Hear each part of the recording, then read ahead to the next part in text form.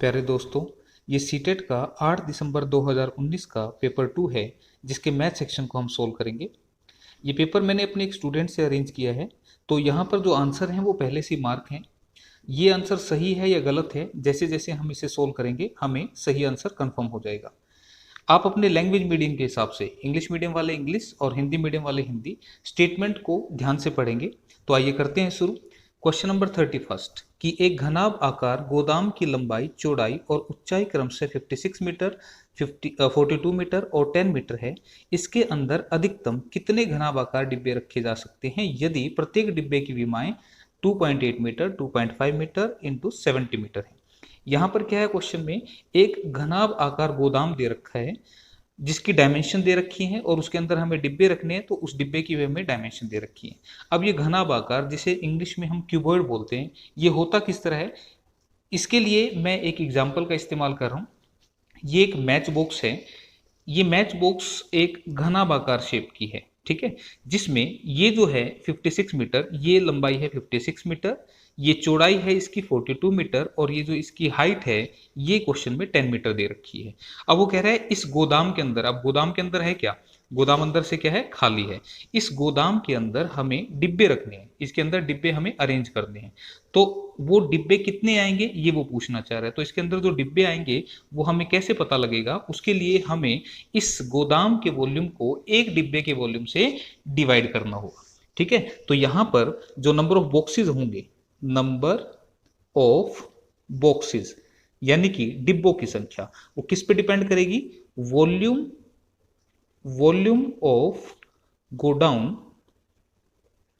को डिवाइड कर दें वॉल्यूम ऑफ वन बॉक्स। एक बॉक्स के वॉल्यूम से हम गोडाउन के वॉल्यूम को अगर डिवाइड कर देंगे, यानी कि यहां पर गोडाउन का जो आयतन है उसको एक डिब्बे के आयतन से डिवाइड करना है, ठीक है। बड़ा सिंपल सा है। मैं एक एग्जांपल आपको रियल लाइफ का भी दे देता हूं। जैसे मान लो मैं कह दूं कि आपके पास 20 केजी शुगर है, 20 किलोग्राम आपके पास चीनी है, और आपको कहा जाए कि भाई इसके आपने पैकेट बनाने 4-4 किलो के, 4 केजी के आपने इसके पैकेट बनाने हैं। तो कितने पैकेट बनेंगे, तो आप कहोगे इस 20 केजी को 4 केजी से डिवाइड करेंगे तो हमारे पास यहाँ जो पैकेट बनेंगे वो 5 पैकेट बनेंगे, ठीक है। इसका मतलब जो बड़े वाला वेट था उसको हमने जितना पैकेट बनाना उसके वेट से डिवाइड कर दिया। तो यहाँ पर इसी चीज में यहाँ वॉल्यूम को, जो यहाँ पर घनाभ दे रखा है, घनाभ का वॉल्यूम होता है, आयतन होता है, तो इस गोडाउन के आयतन को हम एक बॉक्स के आयतन से डिवाइड कर देंगे, ठीक है। तो आयतन कितना होता है, लंबाई गुना चौड़ाई गुना ऊंचाई। यहां पर वॉल्यूम जो होता है, वॉल्यूम किसका, घनाभ का यानी कि क्यूबॉइड का, वो होता है L into B into H, यानी कि लंबाई गुना चौड़ाई गुना ऊंचाई। तो वैल्यूज रखते हैं 56 इंटू 42 इंटू 10। ये वॉल्यूम आ गया किसका, गोडाउन का, और नीचे किसका, बॉक्स का। बॉक्स का कितना है 2.8 इंटू 2.5 इंटू में 70, ठीक है। अब देखो यहाँ पर यूनिट सेम होनी चाहिए। यूनिट का मतलब क्या, ये सारी यूनिट्स मीटर में हैं और जो डिब्बे की डायमेंशन है वो मीटर, मीटर और ये सेंटीमीटर में है।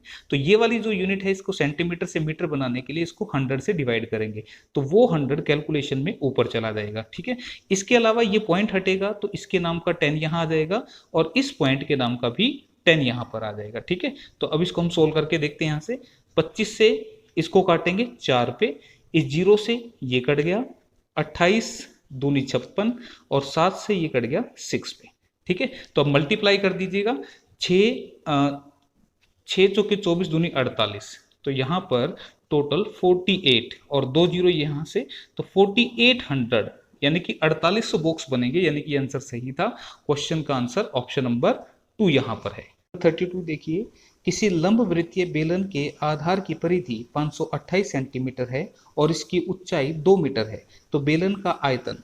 अब ये जो लंब वृत्तीय बेलन, जिसको आप इंग्लिश में बोलते हैं राइट सर्कुलर सिलेंडर, ये किस शेप का होता है, इसके लिए एक एग्जांपल से देखिए। यहाँ पर ये एक मार्कर का कैप है जो आप देख रहे हैं। ये जो शेप आपको दिख रही है, इस शेप को हम बोलते हैं सिलेंड्रिकल शेप, ठीक है, जिसको हिंदी में आप बेलन बोलते हैं। अब यहाँ पर ये इस तरह से अगर खड़ा है तो यहां से ऊपर से देखने पर हमें क्या दिखेगा, एक सर्कल दिखेगा। इसी तरह से इसका बेस भी जो है वो भी कैसा दिखेगा, एक सर्कल। तो यहाँ पर जो आधार है, अगर ये ऐसे खड़ा है, इस तरह से खड़ा है, तो ये जो नीचे वाला पोर्शन है ये इसका आधार है। तो वो कह रहा है इसके आधार की परिधि, यानी कि ये वाला जो पोर्शन है, ये जो सर्कल है, ये वाला जो पोर्शन पूरा, परिधि मतलब ये जो पूरा सर्कल का घेरा है, इसको हम परिधि बोलते हैं। ठीक है, इंग्लिश में इसको सरकमफ्रेंस कहेंगे। ये क्वेश्चन में 528 सेंटीमीटर के बराबर दे रखा है। ठीक है, तो ये जो सर्कुलर पोर्शन है ये किसके बराबर होता है, ये होता है 2 पाई आर के बराबर, 2 पाई आर। ठीक है, तो 2 पाई आर क्वेश्चन में जो हमें कितना दे रखा है, 528 सेंटीमीटर। क्लियर। अब इसको थोड़ा सा सोल्व करते हैं, क्योंकि आगे ये ऊंचाई दे रखी है तो रेडियस हमें नहीं पता। 2 इंटू पाई की वैल्यू कितनी है, 22/7, ये क्वेश्चन में मेंशन है, और रेडियस को आर रहने देंगे, इक्वल टू 528। तो जब हम इसको सोल्व करेंगे तो हम यहाँ से देखो क्या मिलेगा, यहाँ काट लेते हैं, 22 से काटेंगे, 22 दूनी 44 और 22 चौके, ठीक है, 2200 के 88 तो कट जाएगा। फिर 2 से भी कट रहा है, यहाँ से 2 से 12 पे कटेगा। अब यहाँ से आर कितना आएगा, ये 7 इधर मल्टीप्लाई हो जाएगा तो 84 सेंटीमीटर। हमारे पास जो रेडियस यानी कि त्रिज्या, कौन सा पोर्शन होता है रेडियस का, ये यहां से यहां तक ये रेडियस होता है। ठीक है, इसको आप त्रिज्या बोलते हैं, यहां से यहां तक, और ये पूरा होता है सरकमफ्रेंस यानी कि परिधि। तो रेडियस हमारे पास 84 सेंटीमीटर आ चुका है। आगे क्या कह रहा है, वो कह रहा है इसकी जो ऊंचाई है वो 2 मीटर है, तो बेलन का आयतन, अब वो बेलन का वॉल्यूम यानी कि आयतन पूछना चाह रहा है, तो वॉल्यूम होता है इसका पाई आर स्क्वेयर एच। ये फार्मूले आपको याद रखने पड़ेंगे। अगर आपको नहीं पता तो इसके लिए मेरा वीडियो है मेंसुरेशन फार्मूले का, तो आप वहां से इसको देख लें। ठीक है, तो volume pi R square H है, तो वॉल्यूम वो पूछना चाह रहे हैं, तो पाई की वैल्यू कितनी, 22/7, रेडियस की वैल्यू कितनी, 84, तो रेडियस का स्क्वायर है तो 84 दो बार आएगा, और हाइट कितनी है क्वेश्चन में, 2 मीटर। ठीक है, अब देखो ध्यान से, यहाँ ये सेंटीमीटर में है और हाइट इसकी मीटर में है, तो ये मीटर में है, तो इसको भी हम मीटर में कन्वर्ट करने के लिए हम क्या करेंगे, इसको 100 से डिवाइड कर देंगे। ठीक है, इन दोनों को डिवाइड कर दिया तो अब ये मीटर और ये भी मीटर में हो गया। ठीक, अब इसको हमने सोल्व करना है, तो अब जब सोल्व करेंगे तो देखो यहाँ पे कट क्या रहा है, 7 से काटेंगे, 7 एकम 7, 7 दूनी 14। ठीक, अब इसको पूरा मल्टीप्लाई, इसको 100 को मत काटें, नहीं तो फिर कैलकुलेशन में दिक्कत आएगी। आंसर देखिए किस तरह से पॉइंट में लिखे हुए। अब इसको सोल्व करने के लिए 22 इंटू 12 इंटू 84 इंटू 2 करना पड़ेगा। तो अब हम यहाँ पर पूरे को मल्टीप्लाई नहीं करेंगे, थोड़ा सा टाइम बचाना है हमने एग्जाम में। अब मल्टीप्लाई करने के लिए हम क्या करेंगे, यहाँ देखो जो लास्ट वाला, जैसे मैंने कहा 22 इंटू 12 करेंगे, तो लास्ट वाले नंबर को मल्टीप्लाई करो, 2 इंटू 2 कितना बनेगा, 4, 4 इंटू 4 16, 16 इंटू 2 32। तो लास्ट में जब मल्टीप्लाई होगी इन सभी की, तो लास्ट में जो हमारा डिजिट मिलेगा वो कितना मिलेगा, हमें 2 मिलेगा लास्ट में। ठीक है, तो ये चीज ऑप्शन में देखिए, केवल इसी ऑप्शन में यहाँ पे लास्ट में 2 लिखा हुआ है। ठीक है, तो इसका जो आंसर बनेगा वो 4.4352, और ये जो पॉइंट है देखो नीचे जो ये 100 है, तो 1 2 3 4 4 अंक के बाद यहाँ पर डेसिमल आ रहे हैं, तो आंसर ऑप्शन यहाँ पर जो बनेगी वो 2 बनेगी। ठीक है, अगर मोर देन 1 ऑप्शन में यहाँ पर 2 होता तो फिर हमें ये मल्टीप्लाई करने पड़ेंगे, फिर 22 इंटू 12 इंटू 84 इंटू 2 करके देख लेना, आपको आंसर पता लग जाएगा। तो फिलहाल आंसर जो है वो ऑप्शन नंबर 2 इसका आंसर है। हाँ जी, क्वेश्चन नंबर 33 देखिए, किसी चतुर्भुज का क्षेत्रफल 227.2 सेंटीमीटर स्क्वायर है और इसके एक विकर्ण पर उसके सम्मुख शीर्षों से डाले गए लंबों की लंबाइयां 7.2 सेंटीमीटर तथा 8.8 सेंटीमीटर है, तो विकर्ण की लंबाई क्या है। ठीक है, अब देखो सबसे पहले चतुर्भुज जिसे इंग्लिश में क्या कहेंगे, क्वाड्रिलेटरल। होता कैसे है पहले उसको जान ले। देखिए चतुर्भुज वो होता है जिसके अंदर 4 भुजाएं हों।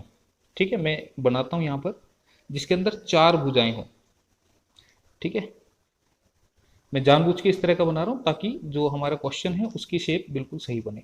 4 साइड बनानी थी आपने। ठीक, तो 1 2 3 4 ये क्वाड्रिलेटरल है यानी कि चतुर्भुज है, और इसके एक विकर्ण पर, इसका कोई भी एक विकर्ण हमने लेना है। ठीक है, तो विकर्ण क्या होता है, जो एक पॉइंट से दूसरे पॉइंट पर ऐसे मिलेगा, ये विकर्ण है। एक विकर्ण इधर से भी आता, तो वो कह रहा है इसके एक विकर्ण पर उसके सम्मुख शीर्षों से डाले गए लंब मतलब परपेंडिकुलर, इसके सम्मुख शीर्ष, देखो ये अगर विकर्ण है डायगोनल है, तो इसके सम्मुख यानी कि इसके सामने आने वाले जो पॉइंट हैं, जो वर्टिसेस हैं वो ये हैं, तो इससे एक परपेंडिकुलर यहाँ डाल दिया।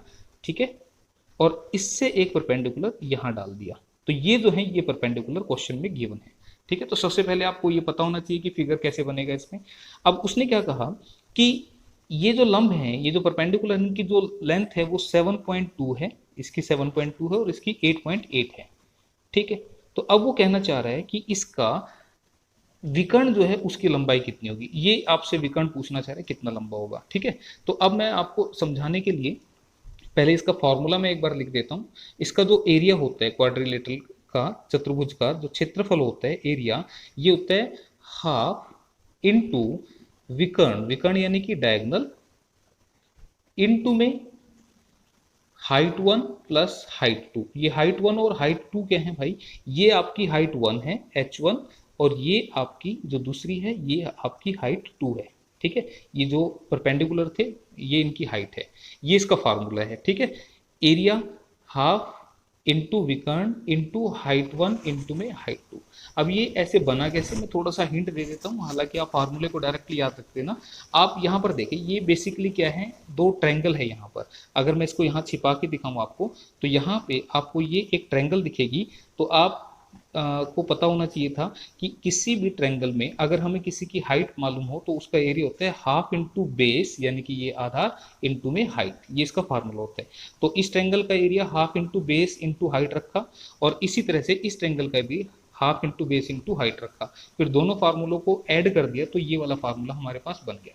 अब वैल्यूज रखते हैं। क्षेत्रफल एरिया दे रखे हैं हमारे 227.2 इक्वल टू हाफ इंटू विकर्ण यानी कि डायगोनल इनटू में हाइट वन कितनी है 7.2 है, प्लस में 8.8 ये दूसरी हाइट है। ठीक है, तो अब इसको सोल्व करेंगे, तो यहाँ पर इधर वाले पोर्शन को रहने दो as it is, this is half into विकर्ण, और जब हम इसको ऐड करेंगे तो ये बनेगा 16, इनटू में आएगा यहाँ पर 16। ठीक है, अब कैलकुलेट करते हैं, 2 से कटाइए 8 पे, और 8 से हम इसको अब इधर घुमा के मत लिखना, सीधा यहीं से काटें। 8 से काटेंगे इसको तो ये कटेगा 28.4 के ऊपर। ठीक है, तो विकर्ण जो कितना आएगा 28.4, तो जो आंसर बनेगा ऑप्शन 1 बिल्कुल सही है, इसका आंसर 28.4। ठीक है, ऑप्शन 1। क्वेश्चन नंबर 34 देखिए, यदि 5 into 3x plus 4 minus 8 into 6x plus 7 equal to 9x minus 8 है तो इसका मान क्या होगा। ठीक है, तो यहाँ पर वीडियो ज़्यादा लंबा ना हो इसके लिए मैंने इस क्वेश्चन की स्टेटमेंट को पहले उतार लिया। इसके अलावा किसी को अगर मेरी पढ़ाने की स्पीड कम लगती है किसी स्टूडेंट को, तो यूट्यूब में जब आप मेरे वीडियो देखते हैं तो वहाँ पर प्लेयर के टॉप कॉर्नर पे, टॉप राइट कॉर्नर पे ये 3 डॉट होते हैं, तो उन डॉट्स को क्लिक करके आप प्लेयर की स्पीड को बढ़ा सकते हैं या कम कर सकते हैं। ठीक है, तो यहाँ पे इसको सोल्व करने के लिए मल्टीप्लाई करते हैं, तो 5 की 3x से मल्टीप्लाई करेंगे कितना बनेगा 15x plus 20 minus 8 into 6 48x, ये माइनस प्लस माइनस हो जाएंगे मल्टीप्लाई में, 8 सत्ते 56 इक्वल टू 9x माइनस 8। अब क्या करना है, x को एक साइड कर लो और नंबर्स को एक साइड कर लो, तो देखिए यहाँ पर ये 15x है और ये 48 माइनस के हैं, और ये 9 जब इधर लेके आएंगे तो ये माइनस के बन जाएंगे। ठीक है, तो 9 इधर माइनस के होंगे तो ये बन जाएंगे 57x माइनस के और 15x पॉजिटिव, तो यहाँ पे ओवरऑल हमारे पास बचेंगे माइनस के 42x। सोल्व करेंगे इसको इसको इसको इसको, तो माइनस 42x इक्वल टू, अब ये माइनस का 8 है, इसको उधर भेजेंगे तो माइनस हो जाएगा, माइनस होगा, और ये प्लस का हो जाएगा, तो इनको सोल्व करेंगे तो ये हमारे पास बचेगा दिस इज 28। ठीक है, तो यहाँ से x की वैल्यू कितनी आएगी 28 अपॉन में मल्टीप्लाई है तो इसको माइनस का 42 यहाँ पे ऊपर आएगा। तो मल्टीप्लाई वाली चीज जब इधर से इधर आएगी तो वो डिवीजन में आएगी बटे में, और प्लस माइनस वाली इधर जाएगी तो उनके साइन चेंज होंगे। तो इसको सोल्व करेंगे तो यहाँ पे 14 दूनी 28, 14 तीय 42, यानी कि माइनस के 2/3 एक्स की वैल्यू आ गई। ठीक है, अब ये मत सोचना कि ये माइनस ऊपर क्यों लिख दिया, ये हल्का फुल्का सा है भाई इसलिए ऊपर चला गया। ठीक, तो कोई फर्क नहीं पड़ेगा नीचे या ऊपर लिखने से। तो ये माइनस 2/3 एक्स की वैल्यू है, तो हमें सोल्व क्या करना था, हमें सोल्व करना था x square minus 2x plus 1, ये किसके बराबर होगा, इसकी वैल्यू रखनी थी।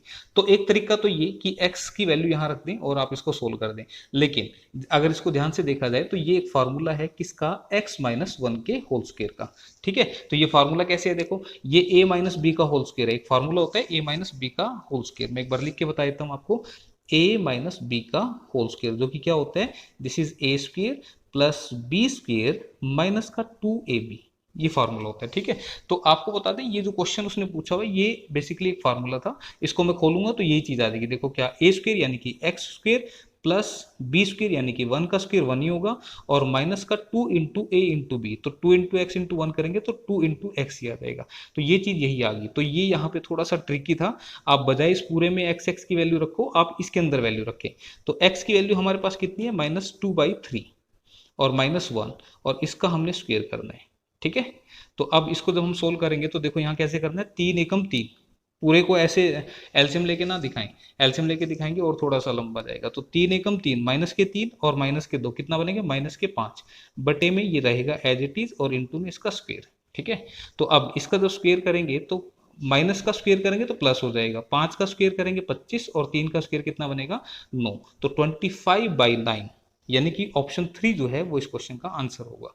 ठीक है, हाँ जी 35 नंबर देखिए, जब a equal to 1, b equal to -3 तथा c इक्वल टू -2 है, तो a into A plus B square plus C plus B square into A square plus B square plus C square minus C into A plus B square का मान क्या होगा। मतलब क्या है, बिल्कुल सिंपल सा है, ए बी सी की वैल्यू दे दी और आपने इसमें पुट करके इसको सोल्व करना है, तो ये मैंने यहाँ पे लिख ली। ठीक है, अब एक बात ध्यान रखना है, अगर 1 है, 1 का स्क्वायर है, क्यूब है, तो आंसर 1 ही रहेगा। ठीक है, तो यहाँ पर ए की जगह 1 रखेंगे तो ये 1 रहेगा, 1 इंटू में ए की जगह क्या रखना है 1, प्लस में बी स्क्वायर अगर नेगेटिव वैल्यू का आप स्क्वायर करते हैं, यानी कि -3 का अगर आप स्क्वायर करेंगे तो -3 का स्क्वायर यानी कि -3 की 2 बार मल्टीप्लाई, और ये कितना बनेगा, 3 गुना 3 9, और माइनस माइनस प्लस बन जाएगा। ठीक है, तो एक मैंने लिख के दिखा दिया, आगे डायरेक्ट वैल्यू रखूंगा। तो बी स्क्वायर यानी कि 3 का स्क्वायर 9, सी क्या है, यहां पर देखो सी की वैल्यू है -2, तो यहां पर रखेंगे तो ये बनेगा -2, प्लस बी स्क्वायर यानी कि -3 का स्क्वायर 9, ए स्क्वायर 1, बी स्क्वायर अगेन 3 का स्क्वायर 9, और सी स्क्वायर यानी कि -2 का स्क्वायर करेंगे तो ये बनेगा 4, माइनस सी क्या है, सी की वैल्यू है -2, तो -2 रखेंगे तो ये माइनस इसको प्लस बना देगा, और यहाँ पर ये इस तरह से लिखेंगे, ए है 1 और बी है 3 का स्क्वायर 9। ठीक है, अब इसको सोल्व करेंगे, ये 10 में से 2 गए 8, और 8 एकम 8 बनेगा। ठीक है, 9 4 13 14, 14 निमे 126, और यहाँ से 10 दूनी 20। ठीक है, इसको सोल्व करेंगे तो कितना बनेगा, दिस इज 154। ठीक, तो आंसर 154 आ रहा है, यानी कि ऑप्शन नंबर 1 बिल्कुल सही जवाब है। तो दोस्तों आज की वीडियो में बस इतना ही, अगली वीडियो के साथ जल्दी ही मिलते हैं, नहीं तो वीडियो काफ़ी लंबी हो जाएगी। ठीक है, ओके, थैंक यू, धन्यवाद।